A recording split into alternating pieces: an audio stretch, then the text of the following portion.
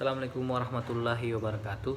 Saya Mursal Fajrin, mahasiswa biologi Fakultas Sains dan Teknologi Universitas Islam Negeri Alauddin Makassar.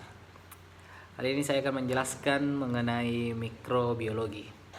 Apa itu mikrobiologi? Mikrobiologi itu berasal dari dua kata, di mana mikros kecil, logos ilmu. Jadi mikrobiologi adalah ilmu yang mempelajari tentang makhluk hidup yang sangat kecil, yang tidak bisa dilihat dengan mata secara langsung, harus menggunakan alat khusus seperti mikroskop. Mikrobiologi meliputi berbagai disiplin ilmu seperti bakteriologi, virologi, imunologi, dan parasitologi. Makhluk kecil tersebut dinamakan mikroorganisme. Mikroorganisme ini ada yang merugikan dan ada yang menguntungkan.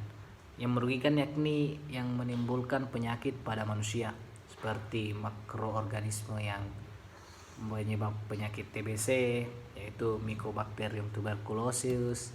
Yang menguntungkan yaitu mikroorganisme yang bersifat flora normal, keberadaannya dalam tubuh lazim atau biasa dan tidak menimbulkan penyakit.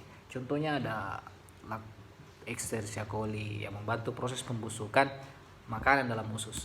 Kemudian dalam mikrobiologi dipelajari mikroorganisme yang ada kaitannya dengan penyakit infeksi dan dicari jalan bagaimana cara pencegahan, penanggulangan, serta pemberantasannya. Sebagai contoh, ditemukannya antibiotik kemoterapi untuk memerangi kuman-kuman penyebab infeksi. Kenyataan kuman tersebut tetap mampu menimbulkan infeksi. Ditemukannya jenis-jenis kuman yang baru, sifat-sifat yang baru, yang membuktikan bahwa kuman-kuman tersebut mampu mengadaptasi diri terhadap lingkungannya. Penyakit infeksi sebenarnya sudah dikenal sejak dahulu. Orang-orang purba menganggap bahwa penyakit infeksi merupakan suatu kutukan dari dewa atas dosa-dosa manusia. Sebagai untuk penyembuhan penyakit tersebut dilakukan pengorbanan. Kemudian muncul Hippocrates, seorang filsuf. Penyebab infeksi ada dua faktor. Pertama, faktor intrinsik dalam tubuh penderita. Kemudian kedua adalah faktor ekstrinsik, yaitu di luar tubuh penderita, yang berhubungan dengan udara yang karena sesuatu hal yang tidak diketahui berubah menjadi buruk. Selanjutnya teori generatio spontanea yang menyatakan bahwa makhluk hidup dapat timbul dari benda-benda mati. Teori ini tidak bertahan lama karena adanya penemuan-penemuan baru, seperti Anthony van Leeuwenhoek yang melihat makhluk kecil dalam berbagai cairan dengan mempergunakan mikroskop. Makhluk-makhluk kecil ini yang sekarang kita kenal sebagai kuman.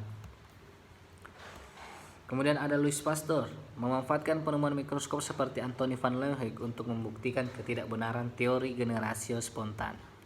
Pasteur memanaskan kaldu di dalam sebuah labu balon terbuka dengan tujuan mematikan jasad-jasad yang terdapat di dalamnya. Ternyata setelah didiamkan beberapa waktu, kaldu tersebut menjadi keruh. Percobaan Pasteur selanjutnya mirip dengan percobaan pertama.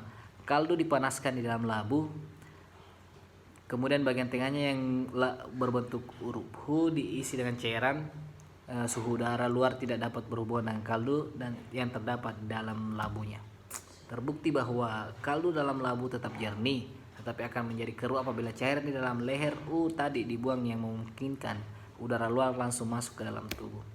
Kesimpulannya bahwa kekeruhan kaldu tersebut terjadi akibat pertumbuhan mikroba yang terdapat di dalam udara. Mikroba dalam udara inilah yang menjadi penyebab pembusukan sampah, makanan, dan minuman. Ia mengatakan bahwa mikroba-mikroba ini mungkin membahayakan manusia.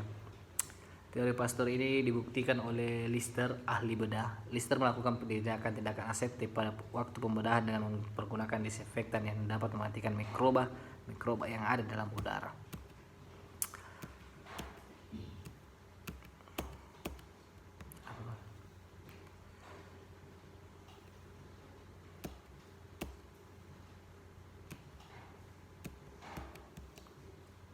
Pada tahun 1900, penemuan jenis kuman penyebab berbagai penyakit penting telah dapat diketahui seperti Bacillus anthracis, Corynebacterium diphtheria, Salmonella typhosa, Neisseria gonorrhoeae, Shigella centrae, Treponema pallidum.